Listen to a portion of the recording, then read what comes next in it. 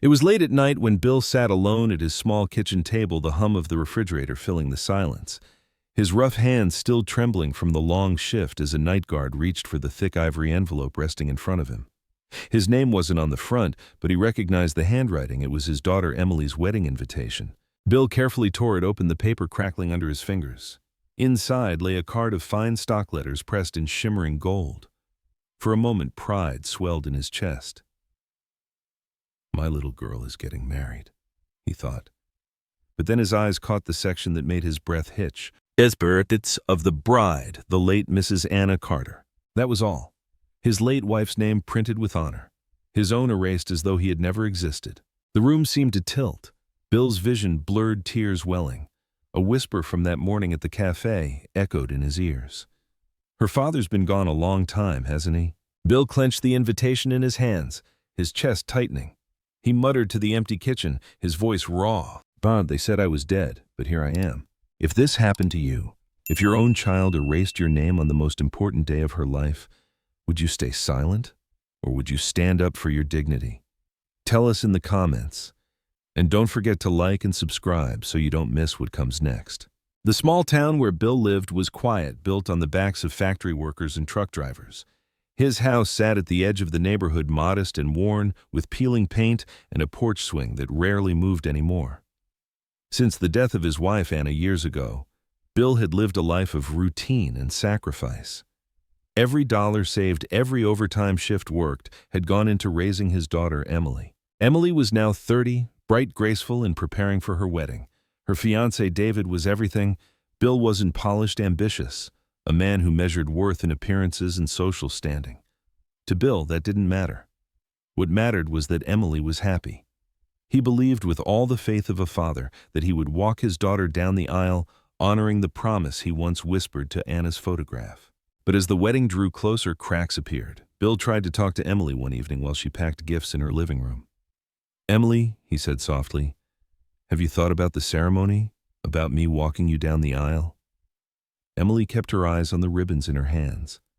"Dad, I'm busy. There's so much to do. Don't worry about it. Okay?" Her tone was polite but cold, each word like a small wall rising between them. Days later, during a rehearsal dinner hosted by David's family, Bill overheard words that cut him deeper than silence ever could. David leaned toward one of his relatives and said without hesitation, "We can't let him embarrass us in front of everyone." Bill froze, holding his glass of water so tight he thought it might shatter. Embarrass. After all the years he had carried Emily on his shoulders, worked through pain and hunger just to see her smile. Now he was considered nothing more than a risk, a blemish. Later that night, while gathering a pile of discarded envelopes near the fireplace, Bill noticed something. There was an early draft of the wedding invitation printed on plain paper. His eyes scanned it quickly, and there it was. His name listed clearly under parents of the bride. In the final version, that name had been removed. Bill stared at the draft for a long time, the realization pressing down like a weight on his chest. It wasn't a mistake. It was deliberate. Someone had decided he did not belong, not just at the ceremony, but in the very identity of his daughter's marriage. In that moment, Bill understood this was no oversight. It was an erasure. Bill's life in the town followed a rhythm that never changed. At dawn, he returned from his overnight shift at the warehouse security gate, shoulders heavy from fatigue. He would sit at the diner counter with a cup of black coffee, listening to other men his age talk about retirement, grandchildren, and family barbecues. Bill had none of those joys. His entire focus had been Emily. The townspeople respected his quiet perseverance, but whispers followed him too. Poor Bill, working himself to the bone, all for that girl. Emily had grown up with promise. Teachers praised her for her intelligence, neighbors admired her for her grace. Bill's chest would swell with pride every time she played the piano at school recitals. Yet as she stepped into adulthood, the distance between them widened. Emily's college years had been spent in another city, funded by Bill's endless hours of overtime. She came home less often, and each time she seemed more polished, more distant, as though carrying traces of a world that no longer included him. David, the fiancé, embodied that world. He came from a wealthier family with polished shoes, manicured hair, and a confident stride that spoke of entitlement. In community gatherings, he carried himself like a man already superior. shaking hands firmly, his eyes scanning the room as if measuring who was worth his attention. To Bill, David's smile never reached his eyes. At the engagement party, Bill watched David's parents arrive in a sleek car dressed in designer clothes. They kissed Emily on the cheek, praising her beauty before turning to Bill with polite nods, the kind of nod that acknowledged his existence without granting him dignity. Bill had seen it before, the subtle condescension of people who believed laborers were beneath them. During dinner, David raised a toast, thanking his parents for their endless support. His words flowed easily, charming the crowd. Yet he never once mentioned Bill. Emily smiled beside him, her hands folded neatly on the table, eyes lowered as though agreeing silently. Bill raised his glass anyway, swallowing the bitterness with the wine. Later that evening, Melissa, Bill's niece, pulled him aside. She was in her 40s, outspoken and kind, one of the few who still treated him with warmth. "Uncle Bill," she whispered, "I noticed your name wasn't on the program draft. Is everything okay?" Bill forced a smile. "I'm sure it's just an oversight." But in his gut, he knew it wasn't oversight at all. Days passed, and Bill tried again to speak to Emily. He visited her apartment where wedding decorations were stacked in boxes, ribbons spilling from bags, the scent of fresh flowers filling the air. "Emily," he began softly, "I don't care about fancy ceremonies. All I want is to stand by your side that day like I promised your mother." Emily avoided his eyes, busying herself with a pile of wedding favors. "Dad, please, don't make this harder. There's enough stress already." Her words were polite, but her tone carved a deeper wound than outright rejection. Bill left the apartment with the heavy knowledge that he was being pushed aside one careful word at a time. That night he sat alone in his dim living room, the clock ticking too loudly in the silence. On the mantel stood a framed photo of Anna holding baby Emily. Bill traced the glass with his finger, whispering, "I promised her Anna. I promised I'd walk Emily down the aisle. I won't let that promise die." The weight of the draft invitation in his pocket reminded him someone wanted him erased, but he would not vanish quietly. Bill's days followed a rhythm familiar to many in the town. He rose before sunrise, poured himself black coffee in a chipped mug, and walked to the diner down the street where the waitresses knew his order by heart. 2 eggs over easy, and wheat toast, they would say before he opened his mouth. Folks nodded politely, some even called him reliable, the kind of man you can set your clock by. Yet when conversations turned to family, Bill grew quiet. He rarely mentioned Emily anymore, afraid his pride. At the grocery store, he once overheard 2 women discussing the upcoming wedding. "It'll be the event of the season," one said, holding a basket of apples. "Emily's fiancé comes from money." Bill had turned away quickly, his heart sinking. He realized then that everyone knew of the wedding, everyone except him, at least in name. The irony bit deep. The town still saw him as steady Bill Carter, but on paper, in his own daughter's life, he was a ghost. Even small things stung. The church bulletin list. Bill's memories came to him in fragments like old photographs left too long in the sun. He remembered the smell of grease and metal from the warehouse floor where he worked day shifts, and the endless nights standing guard outside chain-link fences. Flashlight in hand, his breath visible in the winter air. Every hour of labor, every aching muscle had been for Emily. He used to tell himself that exhaustion was temporary, but his daughter's future was forever. When Emily was 10, she had begged for piano lessons after hearing her classmate play at a recital. Bill had looked at the family finances and knew it was impossible. Then he looked at his wife's wedding gift to him, a simple silver watch he had worn every day for more than a decade. One afternoon, he took it to the pawn shop. The man behind the counter offered barely enough, but it was enough. That night, Bill came home empty-wristed but carrying a second-hand upright piano. The joy on Emily's face when her small hands touched the keys made the loss disappear. Bill stood in the doorway watching her play, telling himself it was worth every sacrifice. There were nights colder than he wanted to remember. One winter evening, a storm had buried the streets in snow. Emily had stayed late at school for choir practice and buses were delayed. Bill walked through the storm with a thermos of hot stew wrapped in a towel inside his jacket. He waited outside the school until the doors finally opened and children spilled out. Emily's face lit up when she saw him, and he placed the warm container into her hands. She laughed at the sight of snow clinging to his beard, and he laughed with her, though his teeth were chattering. Years later, whenever Bill thought about warmth, that was the moment he returned to. After Anna passed away, Bill found comfort in small rituals. On weekends, he cleaned the house, folded Emily's laundry, and cooked her favorite meals.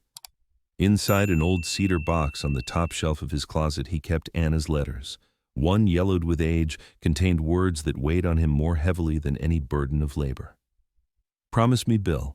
Promise me you will walk our daughter down the aisle when the day comes. Walk for both of us." Bill had whispered yes into the silence of their bedroom, a promise that became his compass through the years. But time had a way of revealing cracks. When Emily went off to college, Bill tried to visit on weekends, but his work hours and fatigue made the trips rare. On one visit, he had arrived wearing his security uniform, still smelling of the night shift. David had been there, not yet her fiancé, just a young man with expensive shoes and a sharp tongue.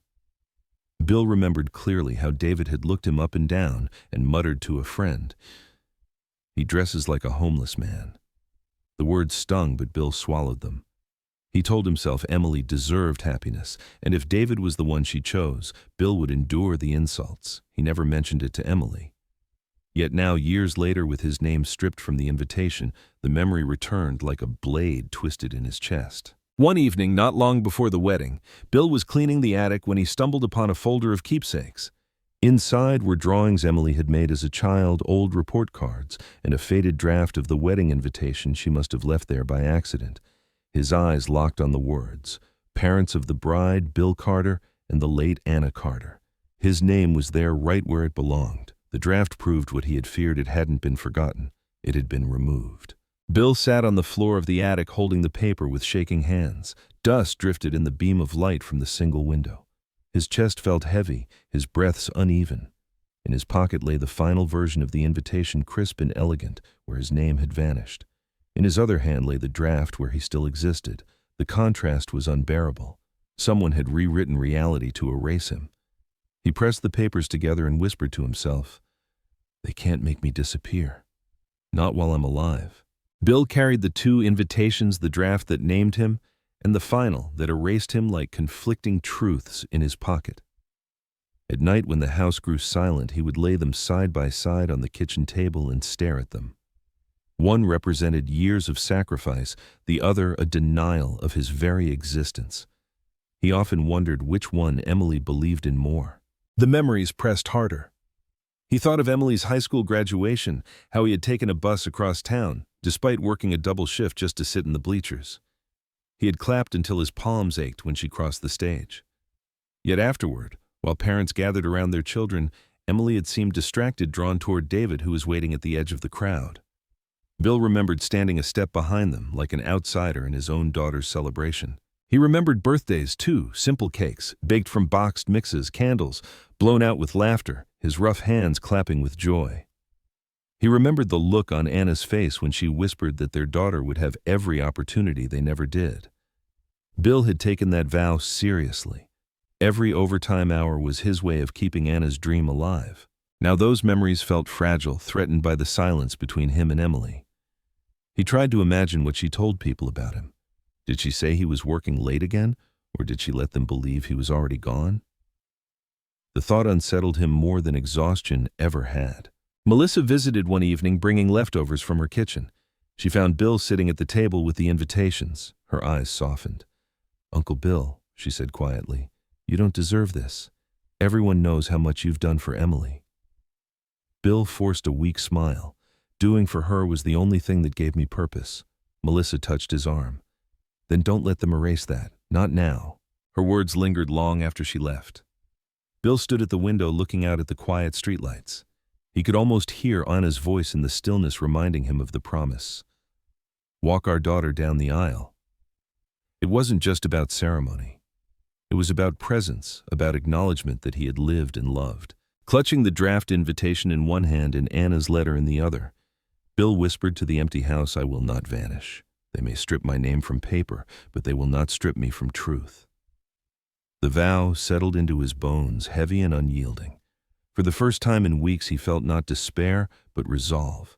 Bill often found his strongest memories not in grand events, but in the smallest details. He remembered how Emily used to fall asleep in the back seat of his truck after long days, her head against the window, the streetlights flickering across her face. He would drive slower just to give her a little more rest before reaching home. In those quiet moments, He felt like the richest man alive. There had been music in their house once, back when Anna was still alive. Anna's laughter had filled the kitchen as Emily practiced her scales on the piano, striking wrong notes and giggling. Bill, exhausted from a shift, would sit at the table with coffee, letting the melody wash over him.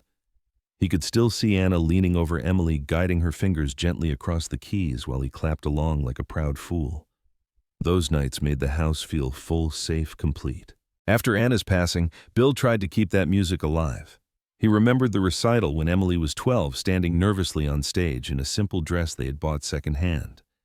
She looked out into the audience and Bill stood up, clapping first, smiling so wide his face ached. She had found courage in that smile, finishing the piece with confidence. Later she had hugged him backstage, whispering, "I knew you were there, Dad." That memory still warmed him on the coldest nights. But he also remembered the first time David had come to dinner during Emily's college years. Bill had worn his cleanest shirt, scrubbed his hands raw with soap. He had cooked Anna's old recipe chicken pot pie and set the table carefully. David had eaten politely but made a comment about the humble meal. Emily had laughed nervously, brushing it off, but Bill had felt the sting. He told himself it didn't matter, but the remark stayed with him. Looking back now, he realized it was the first crack in the wall between them. These memories, both tender and painful, rose up as Bill sat with the draft invitation. They reminded him of who he was, what he had given, and why being erased hurt so deeply. He was not just a man on paper. He was a father, a husband, a worker who had kept promises no matter the cost. To see his name struck out was to see those years dismissed as though they never existed, and that was something he could not allow. Bill had always been a man of patience. Years of night shifts and unpaid overtime had taught him how to swallow his pride. But the weight of the erased invitation draft burned in his pocket, daring him to act. Finally, one gray afternoon, he decided he could not endure the silence anymore. He needed to face David directly. The meeting took place on the steps outside David's office building. David emerged in a crisp suit, phone pressed to his ear, his stride full of confidence. Bill stood there, shoulders slumped from decades of labor but eyes steady. When David finally noticed him, annoyance flickered across his face. "David," Bill began, voice low but firm. "I just need to know. Why? Why did you take my name off the invitation?" David ended his call, slipped the phone into his pocket, and looked at him with cool disdain. "Because," he said flatly, "we don't want you embarrassing us in front of everyone." The words landed like a hammer. Bill staggered back a step, breath catching in his throat. Embarrassment, was that all he represented to them? A liability? He wanted to protest, to remind David of every sacrifice, every hour he had bled into raising Emily, but the words lodged in his chest. He turned away, his dignity cracking under the weight of contempt. For days, Bill moved like a shadow. He went to work, came home, sat in silence. At the diner, he overheard whispers. At the post office, a neighbor offered condolences for his passing. Confusion flickered in their eyes when he stood there, alive and breathing. The rumors spread fast, and the pit in his stomach grew darker. One evening, unable to bear the uncertainty, Bill walked to the county records office. The clerk behind the desk looked at him curiously when he asked for documents under his name. She tapped her keyboard, frowned, then disappeared into the back. Minutes later, she returned with a thin file, her eyes cautious. According to the records, Bill Carter was deceased. Bill's hands shook as he scanned the forms.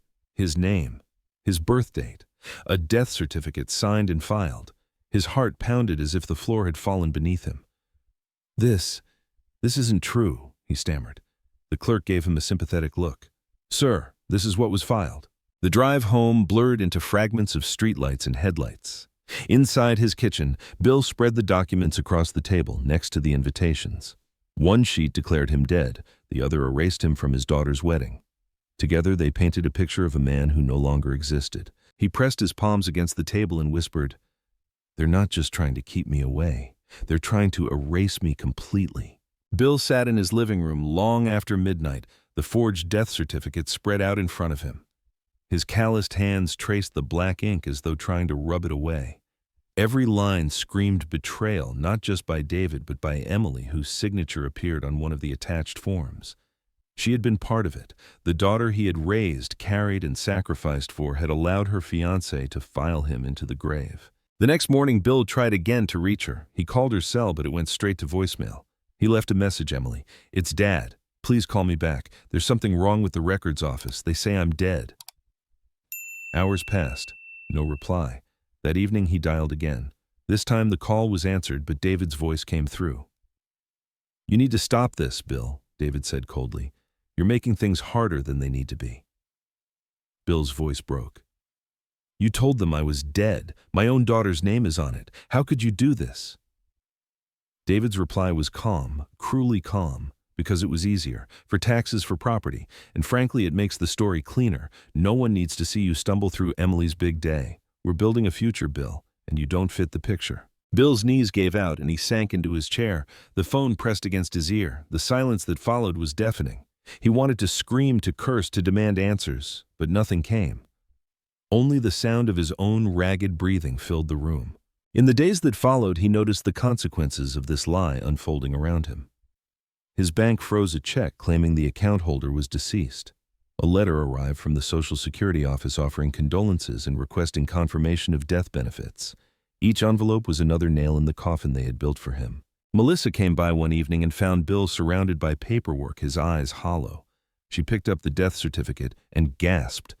"This is fraud," she whispered. "They can't do this. It's a crime." Bill's voice was hoarse. "They already did. And Emily." "She let it happen." Melissa squeezed his shoulder. "Then you can't stay silent. You have to fight back." Bill nodded, though his heart trembled. He stared again at Anna's letter, the one he had kept for decades. "Walk our daughter down the aisle." It had been a promise of love, not of spectacle. Now it became a vow of survival. He would not allow himself to be buried alive, not by strangers and not by his own child. The conflict no longer lived only in his heart. It was in the law, in the records, in the lies that others now believed. The battle lines had been drawn, and Bill knew he would have to fight not only for his dignity, but for the truth of his existence. The house was quiet, except for the hum of the refrigerator and the ticking of the old clock on the wall. Bill sat at the kitchen table, the surface buried under papers that declared him both erased and dead. The forged death certificate lay beside the pristine wedding invitation, and together they seemed to mock him. His rough hands pressed against his temples as he whispered into the silence. "How could she? How could my own daughter sign this?" The words echoed in the room unanswered. Bill pushed his chair back and walked slowly to the mantel. There, framed in simple oak, was a photograph of Anna cradling Emily as a baby. Her eyes seemed alive, even in stillness, filled with warmth and expectation. Bill reached out, brushing the glass with trembling fingers. "I promised you," he whispered to his late wife. "I promised I would walk her down that aisle. But now, she has buried me herself." The weight of betrayal pressed heavy. But inside the pain flickered something else, a spark of defiance. He thought of the nights he had walked through snowstorms with food in his coat, the overtime hours that left him bone-tired, the piano he had bought by pawning his watch. None of that had been erased, not really. Those memories lived whether David or Emily acknowledged them or not. Bill straightened his shoulders as though Anna's presence demanded it. The front door creaked and Melissa stepped in carrying a casserole dish covered in foil. She paused when she saw the table covered in papers. Her eyes scanned the documents until they fell on the death certificate. "Uncle Bill," she whispered, setting the dish down. "This isn't just cruel. This is criminal." Bill sank back into his chair. "They've already won, Melissa. The bank thinks I'm dead. Social Security thinks I'm dead. Even the neighbors' people look at me like a ghost." His voice cracked. "And Emily, her name is on it." Melissa moved closer and gripped his shoulder firmly. "Listen to me. This isn't the end. You are alive. You have proof." She tapped the stack of papers. "You have the draft invitation, the final one, and this death certificate. Anyone with eyes can see the fraud. You can fight this." Her certainty steadied him. Bill looked again at the documents, but this time not as relics of his erasure, rather as weapons. Each page was evidence. Each signature was a thread that could unravel the lie. Slowly, a new thought rooted itself in his mind. They wanted him silent, but silence was the one thing he could not allow. He took a deep breath and nodded. "You're right. I've been sitting here like the fight was already over. But it isn't. I'm still here." He lifted Anna's letter from the cedar box and laid it carefully on top of the papers. "She asked me to walk Emily down the aisle. That promise doesn't end because David wants me gone. It ends when I stop trying." Melissa smiled faintly, her eyes shining. "Then don't stop.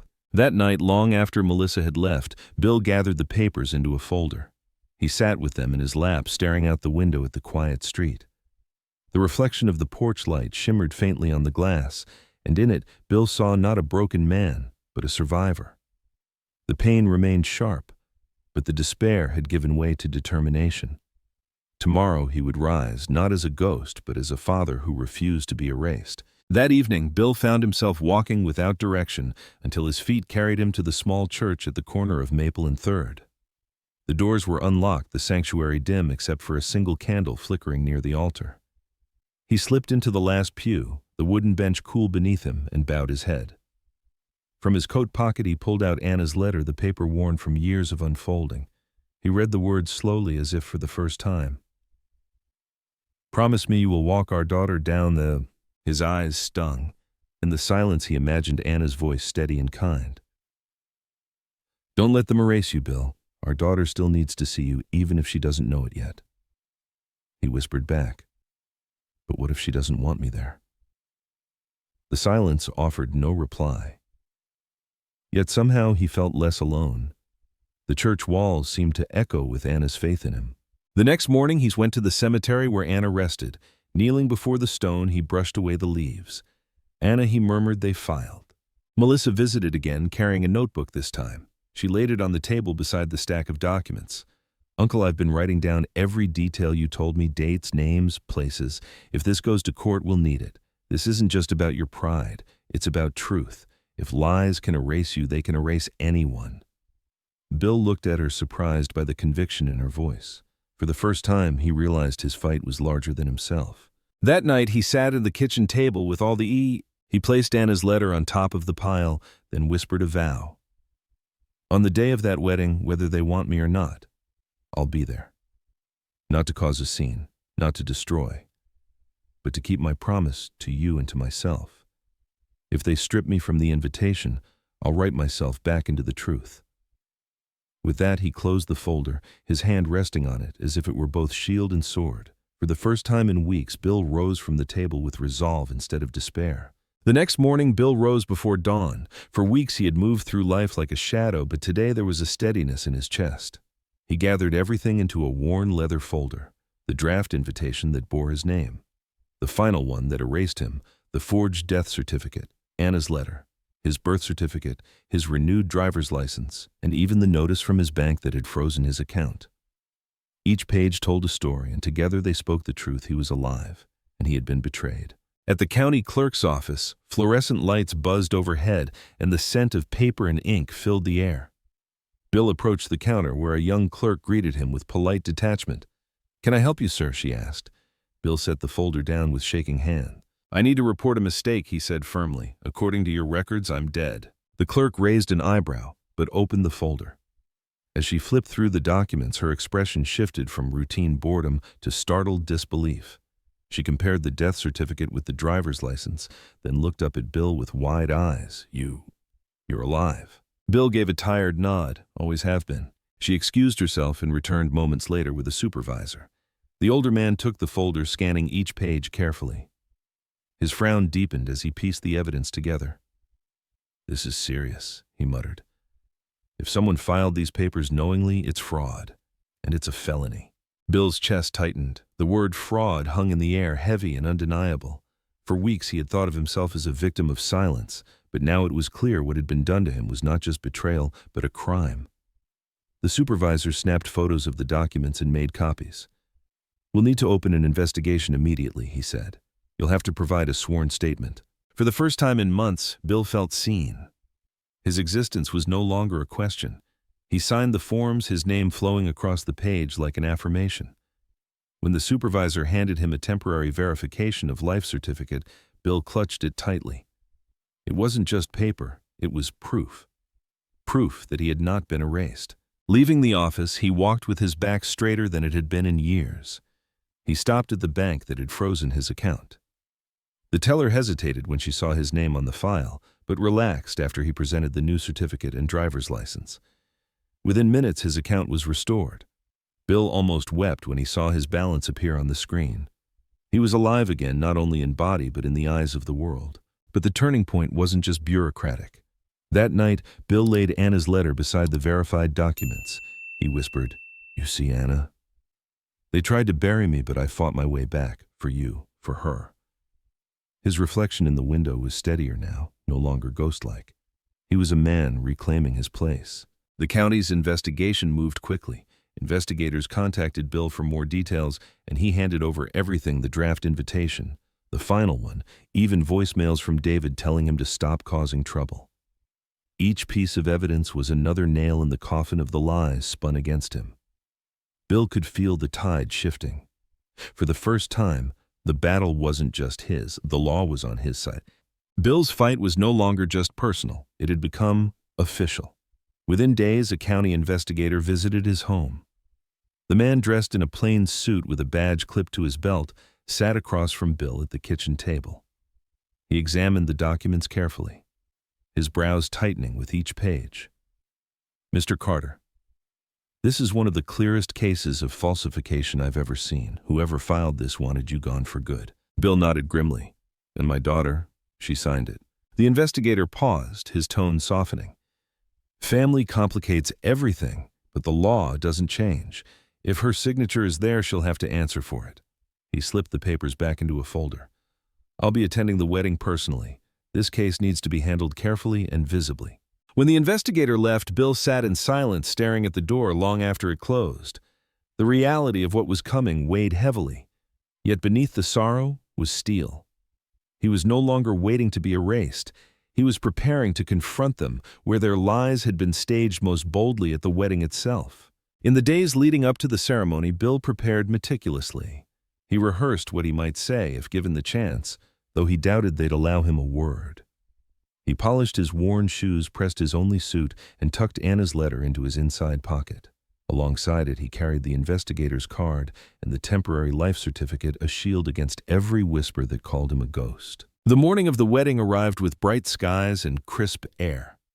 Bill stood outside the church, the bell tower rising above him, while guests filed in, dressed in their best clothes. Some glanced at him with confusion, others with unease, as though a rumor had come to life before their eyes. Bill ignored the stares.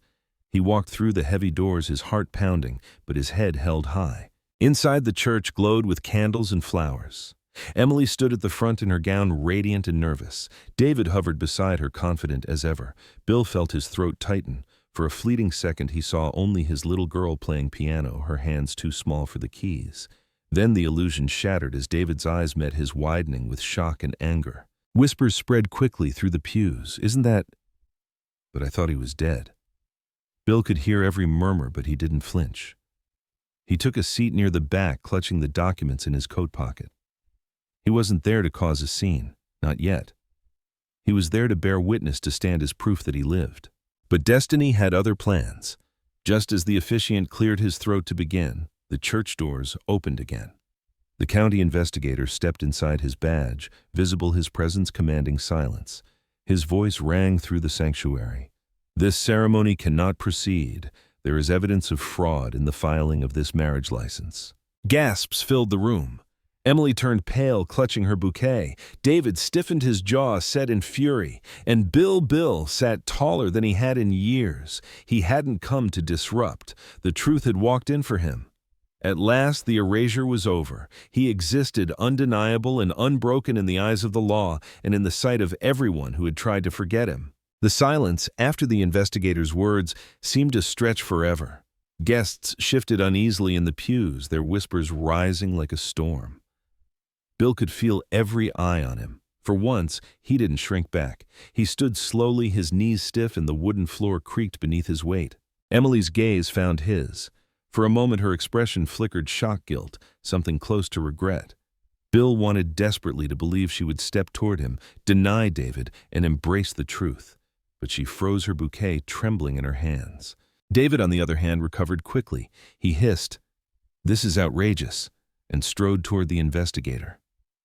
"You can't interrupt a wedding like this. We followed every procedure."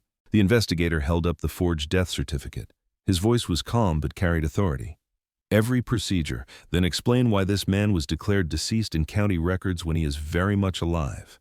He gestured to Bill. The congregation turned their heads in unison, the weight of recognition crashing over them. Murmurs filled the air. But he's here. He's alive. How could they? David's face reddened. He reached for Emily's arm as if to pull her away from the scene, but she resisted faintly, her eyes still locked on her father. Bill stepped forward, his folder of documents clutched tightly. For decades he had been silent, swallowing humiliation for Emily's sake. But not today. His voice, though rough, carried across the sanctuary. You tried to bury me, but I am here. I will always be here. The effect rippled through the crowd. Some gasped, others nodded their sympathy, shifting toward the man who had been wronged. The officiant cleared his throat, clearly shaken, and closed the wedding book. The ceremony was over, at least for now. As David sputtered protests, Bill turned toward Emily one last time. I kept my promise to your mother. I came to walk you down the aisle. Even if you tried to erase me, even if you signed those papers, I'm still your father. Nothing can change that. His eyes shone with both sorrow and resolve. Tears welled in Emily's eyes, but she said nothing. The silence spoke volumes, her choice, her betrayal, her hesitation. Bill felt the ache, but also the strength of knowing he had stood his ground. He was no longer the invisible man, the erased father. He had reclaimed his existence in front of everyone who mattered. The church had never known such chaos. Guests shifted in their seats, whispers swelling into full conversations. Some stood craning their necks to see, while others clutched their programs as if holding on to order itself. The county investigator's words still hung in the air. The marriage license was under suspicion of fraud. David's face was flushed red, his voice breaking through the noise. This is absurd. He's doing this because he wants to ruin us. He jabbed a finger toward Bill, his rage vibrating through the sanctuary. He's nothing but a bitter old man who can't let go. But the weight of evidence silenced many doubts. The forged death certificate, the conflicting invitations, the investigator's presence all pointed in one direction. Emily stood frozen at the altar, her bouquet trembling, mascara streaking down her cheeks. She looked at her father, her lips parting as if to speak, but no words came. The truth had cornered her, and silence was her only shield. The investigator raised his voice above the uproar. Due to substantial evidence of fraudulent filings, this wedding cannot proceed. The license is suspended pending a full investigation. His words fell like a gavel, final and unyielding. Gasps swept across the room. Guests exchanged looks of disbelief. The officiant quietly closed his book and stepped back from the pulpit. What had been carefully planned as a perfect day had unraveled in front of everyone's eyes. David grabbed Emily's arm, trying to pull her back down the aisle, but she resisted weakly, her body heavy with shame. Bill took one step forward, his eyes steady. Emily, he said softly, but his voice carried through the silence that followed. I never wanted this. All I wanted was to keep my promise to your mother, to walk you down the aisle. Even if you chose to erase me, I'm still your father. Her tears fell freely, but she could not meet his gaze. For a moment, the distance between them felt infinite. Bill knew there was nothing left to say. He turned slowly, each step echoing across the sanctuary floor. Guests parted to let him through, some bowing their heads in quiet respect. He pushed open the heavy doors and stepped into the bright afternoon. Sunlight spilled across his face, warm and steady.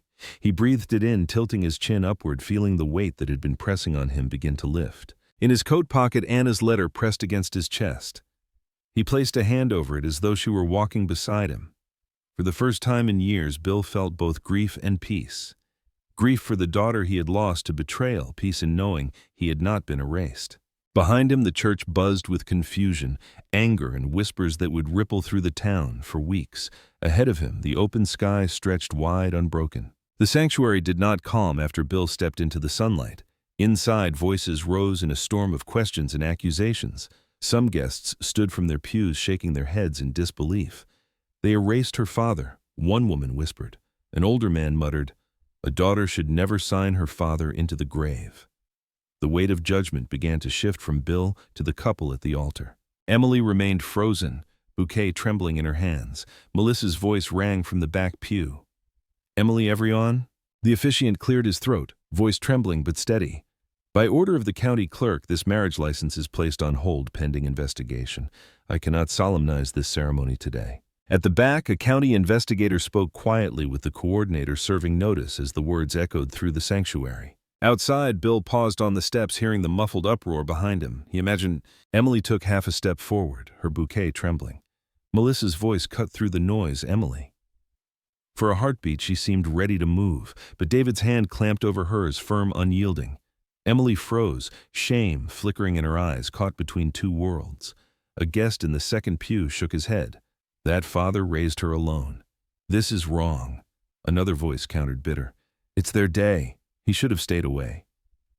The divide among the congregation deepened, every whisper slicing through the silence. Instead, Bill lifted his face to the afternoon sky. The sun warmed his skin, and he placed his hand over Anna's letter in his pocket. Her words echoed once more. Walk for both of us. He whispered, I did, Anna, I did. Then he descended the steps slowly, each stride a testament not of defeat, but of endurance. He had not been erased, not today, not ever. If this had been your daughter, would you forgive her, or would you turn away forever? Share your thoughts in the comments below. And don't forget to like and subscribe for more stories like this. Stay healthy, drink plenty of water, and may peace be with you. By the following morning, the whispers had already spilled beyond the church walls. At the diner where Bill usually ordered 2 eggs over easy, customers leaned across booths, lowering their voices. Did you hear Emily Carter's wedding was stopped because her father's alive? Another shook his head. Alive, I saw the obituary last year. That's the point, came the reply. They filed him dead when he wasn't. At the grocery store, the clerk rang up a line of customers while exchanging hushed words. They say the county investigator himself walked in. Froze the whole thing. Some gasped, others frowned. Poor Bill. Always working, always quiet. Who would erase a man like that? Even at the church, bulletin board notes were pinned asking for prayers. Not for the bride and groom, but for the father who had been written out. The story traveled fast, weaving itself into the fabric of the town. By sundown, nearly everyone had chosen a side, some condemning David and Emily, others sympathizing with Bill. His name, once struck out, now echoed louder than it had in years. Thank you for watching.